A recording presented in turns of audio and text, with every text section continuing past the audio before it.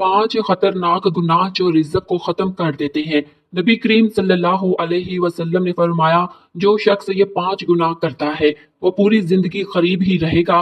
वो 5 गुनाह कौन से हैं? नंबर 1, बिस्मिल्लाहिर्रहमानिर्रहीम। एक दफा हजरत सैयदिना मौला अली की बारगाह में एक शख्स हाजिर हुआ और कहने लगा, ए अली, दुनिया में कुछ लोग ऐसे भी हैं जो अमीर खानदान में पैदा हुए, लेकिन जब वो फौत हुए तो उस वक्त वो गरीब थे, लेकिन उनसे कभी भी रिज़्क खत्म ना हुआ। लेकिन उसके साथ साथ दुनिया में ऐसे लोग भी पाए जाते हैं जो चंद अरसे के लिए अमीर होते हैं, लेकिन वो बाद में फिर से गरीब होते हैं। रिज़्क उन लोगों से छीन लिया जाता है। उस शख्स ने पूछा, या अली, वो कौन से ऐसे गुनाह हैं जो रिज़्क में कमी लाते हैं और रिज़्क को खत्म कर देते हैं? हजरत सैयदिना अली ने फरमाया, ए इंसान, 5 ऐसे गुनाह हैं जिनको करने से इंसान का रिज़्क खत्म हो जाता है और उसके रिज़्क से आहिस्ता आहिस्ता बरकत भी चली जाती है। उस शख्स ने पूछा, या अली, वो 5 गुनाह कौन कौन से हैं? हजरत सैयदिना मौला अली रजी अल्लाह तआला अन्हु ने फरमाया कि वो 5 गुनाह ये हैं। नंबर 1, सूद खाना। रसूलुल्लाह सल्लल्लाहु अलैहि वसल्लम के पास जिब्राईल अलैहिस्सलाम अल्लाह का हुक्म लेकर पेश हुए और हजरत जिब्राईल अलैहिस्सलाम ने फरमाया, ए अल्लाह के नबी सल्लल्लाहु अलैहि वसल्लम, जो लोग सूद का कारोबार करते हैं और सूद पर चीजें लेते या देते हैं, उन लोगों को रोजे महशर इस तरह उठाया जाएगा कि उनके चेहरे मसख कर दिए जाएंगे। एक बार रसूल करीम सल्लल्लाहु अलैहि वसल्लम लोगों में खिताब फरमा रहे थे कि आप सल्लल्लाहु अलैहि वसल्लम ने फरमाया,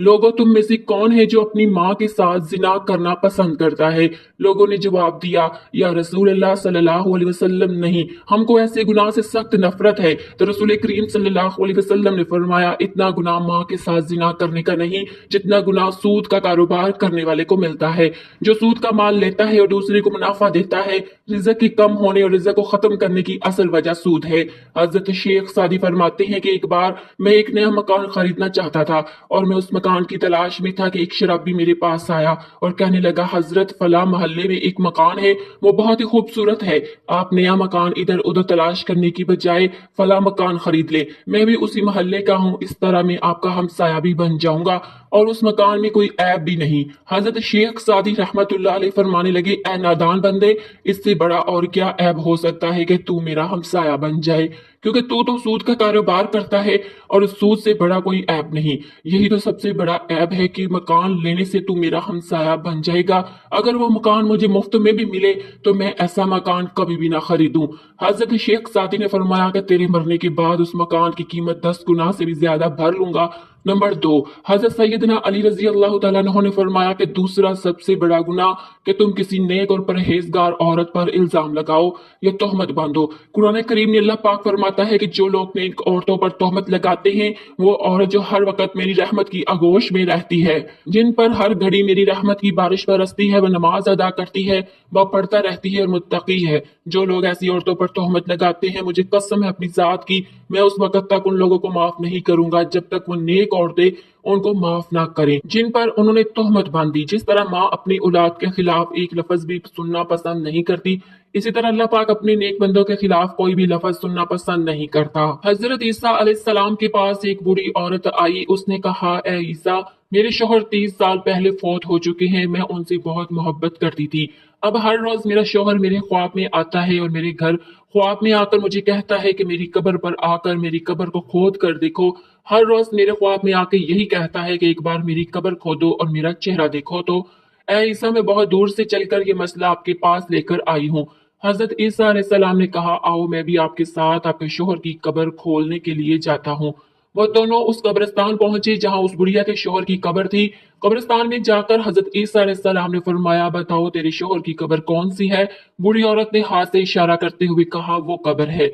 हजरत ईसा अलैहिस्सलाम कब्र पर खड़े होकर अल्लाह से रोकर दुआ की।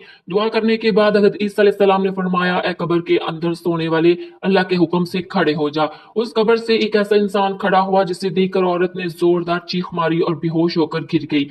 वो खड़े होने वाला इंसान का जिस्म तो इंसान नहीं था, पर उसका चेहरा मसख कर दिया गया था। जब थोड़ी देर के बाद उस औरत को होश आया तो हज़रत ईसा अलैहिस्सलाम ने उस जिंदा होने वाले इंसान से दरियाफ्त किया कि तूने दुनिया में ऐसा कौन सा गुनाह किया था कि जिस काम के बदले तुझको इतनी बड़ी सजा का सामना करना पड़ा। उसने जवाब दिया, अल्लाह के नबी, मुझसे एक गुनाह हो गया था जिसकी वजह से मेरा चेहरा भी काट दिया गया।